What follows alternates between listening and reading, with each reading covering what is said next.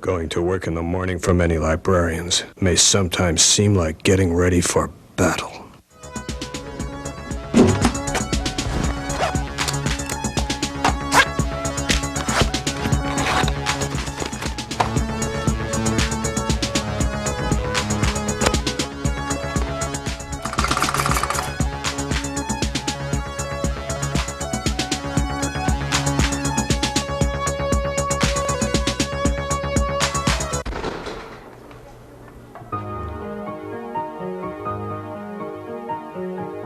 The library is seen as an open, inviting place by its users. It is a place to come for books and other materials, and it wants to be seen as a place to come for help and information when needed. Library staff look upon themselves as being there to provide service, be it answering patrons' questions or checking out their materials. Most patrons are the easily defined, the browser looking for a new book, the man over there with the auto repair manuals, the teenagers checking out the latest records, the child with his parent. As library personnel, we deal with people using patterns of service that are acceptable to us and the patron. Sometimes we run into situations and people that don't fit the accepted pattern. The oddly dressed lady acting in a disoriented way, the homeless man who uses the library to fill his long days, the disruptive teens, the patron you suspect is stealing library materials. These people may not meet our personal expectations of normal, but we still serve them as best we can. Excuse me, can I help you with something?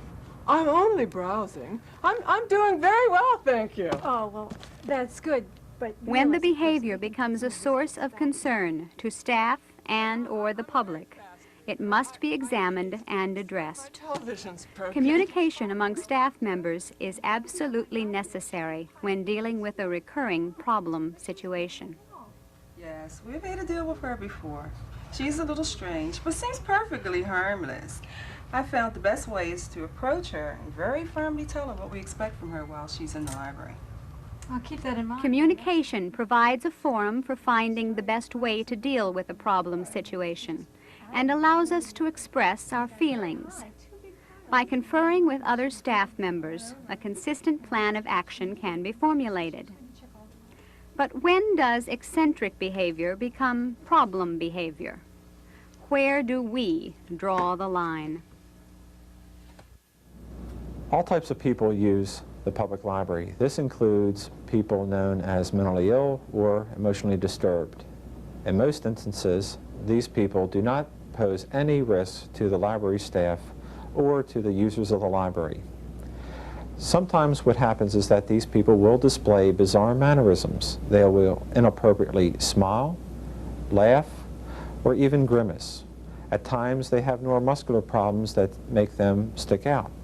What you need to understand is that they are no more dangerous than the general population. In order to determine a dangerous situation, you can identify people who are loud, boisterous, making verbal threats, and even physical threats. These potentially dangerous situations can be handled if you formulate a plan ahead of time. The basic elements of such a plan include: 1, a way of summoning the police; 2, a mechanism to evacuate the area; and 3, a reminder that you do not confront such a potentially dangerous person. Leave that up to the authorities, preferably the police. In those instances in which you have a plan, please practice the plan ahead of time. It's important to be prepared so that when a dangerous situation arises, you'll know how to handle it. Look at Lou. Age, unknown. Address, unknown. A frequent visitor to the library who reads the local daily paper. Lou is very quiet and rarely speaks to anyone. His unkempt appearance and body odor has led several patrons to complain. Lou has been treated with courtesy, tolerance, and respect by the staff. However, he is a source of concern because of the patron complaints and the image it presents of the library. Please stop the tape here to discuss what actions would be appropriate in dealing with Lou.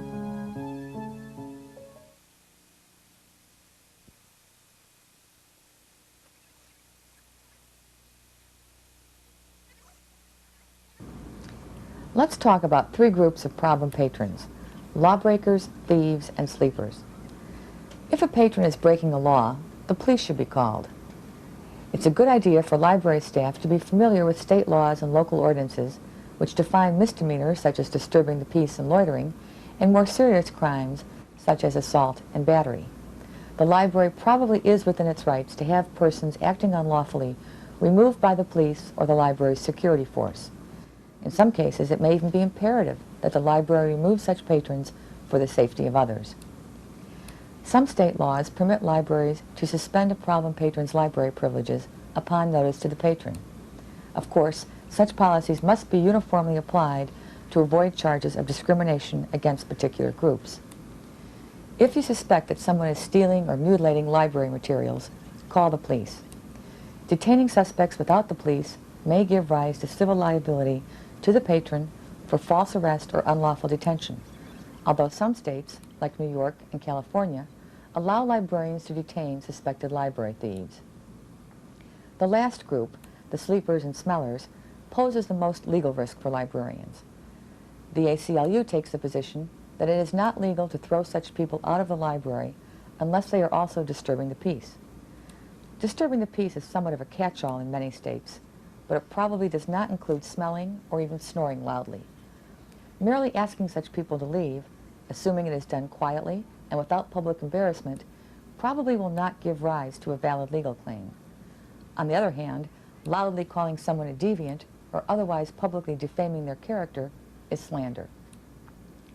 The library board should draft a policy on such matters.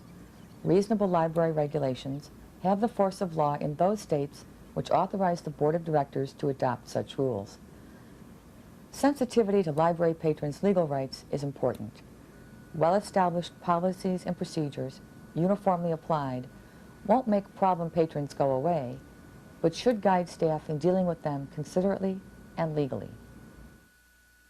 Well-defined, easily understood policies and procedures are a prerequisite for dealing with any problem situation in the library. When firmly backed by the administration, these written procedures help provide guidance for dealing with difficult situations. They should be simple to understand and not too detailed, and have clearly drawn lines of authority. Staff input should be sought to keep the policies current and relevant.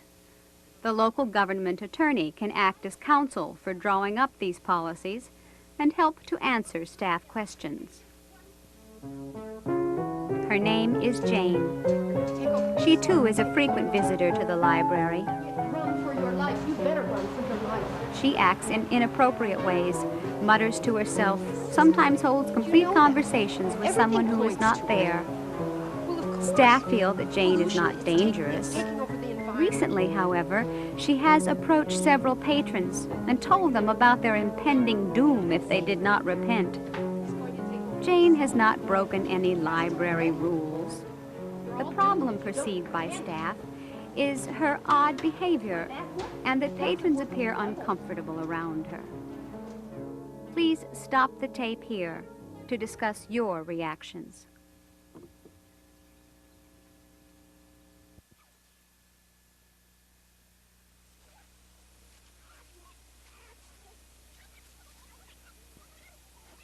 Librarians are obviously not mental health workers, but they may face behaviors unsuitable for conducting business as usual.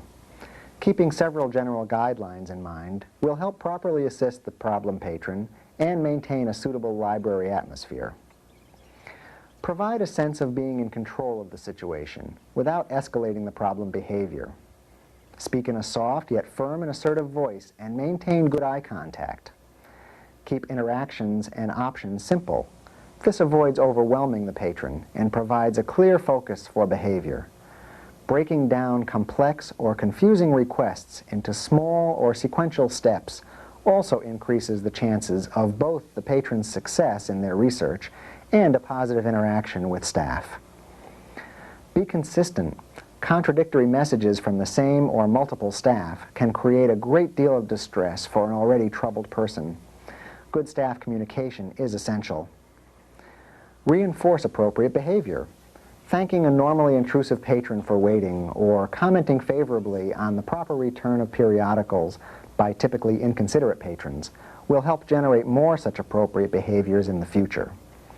In some cases, you may have to really try to catch the patron behaving appropriately so you can comment favorably, but almost everyone does something right sometime.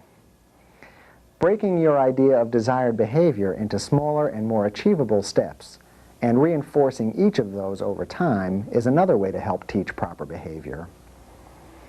Behaviors to avoid when dealing with problem patrons include becoming visibly angry, making threats, not keeping promises you've made, and invading personal space without warning. Finally, treat problem patrons with dignity and respect. This is a good rule for interpersonal relations in general. By coupling it with clear behavioral norms, you can help all patrons use the library effectively and appropriately. One of the best ways to help all patrons understand the operating norms of the library is to post rules. This not only provides well-defined expectations of behavior, but helps staff to deal with problems. If you want to stay in this library, you're going to have to be more quiet. There are rules about disturbing the other patrons. Your voices should not carry beyond this table. Now, if I have to warn you one more time, you're going to have to leave for the day. Not all situations can be easily handled by referring to the rules, however. There may be occasions when stronger intervention is necessary. This patron spends his time looking through books, which he never checks out. He stares intently at female patrons and staff members and appears to hang out in secluded areas. When questioned by library staff regarding his information needs, he leaves immediately. Although staff is suspicious of his behavior, there have been no problems to date. There's a man back there. He exposed himself. What would you do in this situation? Please stop the tape here to discuss your reaction to this incident. How would you proceed?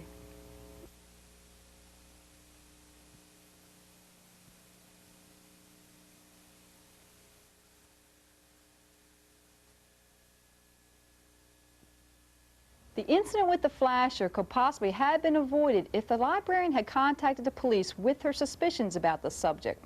The police would rather be called before a crime is committed than after the fact. Even if the incident turns out to be unfounded, don't be embarrassed in having called the police because your action may have prevented a crime. This also gives the police officer an opportunity to identify the person acting suspiciously in case of future problems. Some tips to follow when you first encounter a suspicious or problem situation are: keep calm, be alert in observing the person, write down a good description including sex, race, hair color, eye color, height, weight, approximate age, clothing description, mannerisms, and any distinguishing marks like glasses or tattoos. Notify other staff members of the problem. If the subject leaves the library before the arrival of the police, it is important to notice direction of travel. If a vehicle is involved, record a description of the vehicle, the color, make, model, and tag number. A good description depends on your skills as an accurate observer. Enlisting the aid of a co-worker is a good idea, for 2 witnesses can be twice as much help to the police as 1. It would be beneficial for you to develop a good rapport with the police and trust in their judgment or advice in handling any situation in which you need assistance. If you follow these crime prevention tips, you will avoid a confrontation with the subject that could cause harm to yourself. Furthermore, by enlisting the aid of the police, a situation can usually be resolved quietly and without incident. There are many situations which call for an individual's personal judgment. For example, loitering on library property may take many forms. It may simply be a bunch of kids hanging out in the parking lot every Saturday. Or the problem can be more difficult, such as the harassment of library patrons or the offenders becoming a public nuisance. They should be told to leave by a designated staff member. If they refuse to leave or reconvene, police can be called. Use community resources, such as school or youth authorities, for this is most likely not only a library problem, but a community problem as well. This is Tom. He has come to the library today to return some books. These books are 20 days overdue. That will be $6.20 in overdue charges. Wait a minute. I'm not going to pay you a cent. I don't care what you say. I came here yesterday and you were closed. The library is open from Monday through Saturday, from 9 a.m. till 9 p.m. What are you doing? Calling me a liar? Who the hell do you think you are? How would you deal with this situation? Please stop the tape here to discuss your reaction.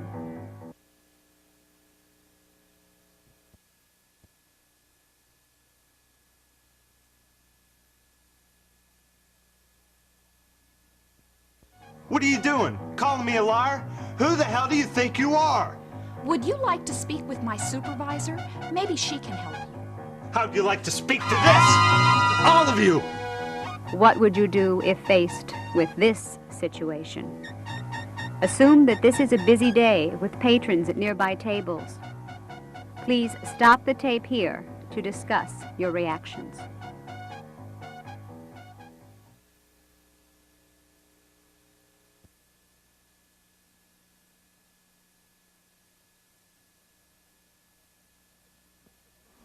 The key in a situation like this is to remain calm. Don't panic. Continue to speak in a normal voice.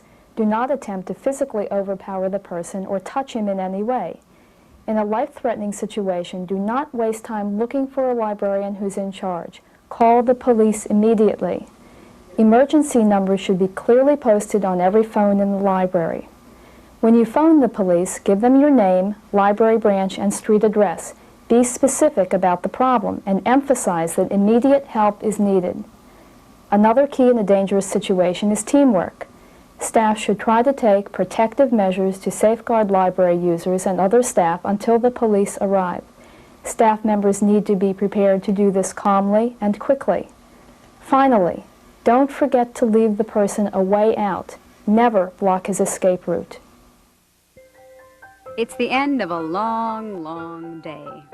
You're looking forward to a hot bath and a quiet evening at home. You notice a small child sitting alone in the children's section. The library's closing, honey. Is anyone coming to pick you up? Yes, my mom. Do you know when she's coming? The library closes. Well, we're closing now. Why don't you call her? She's not home. She's shopping. Let's try to call someone at home. Can you tell me your phone number?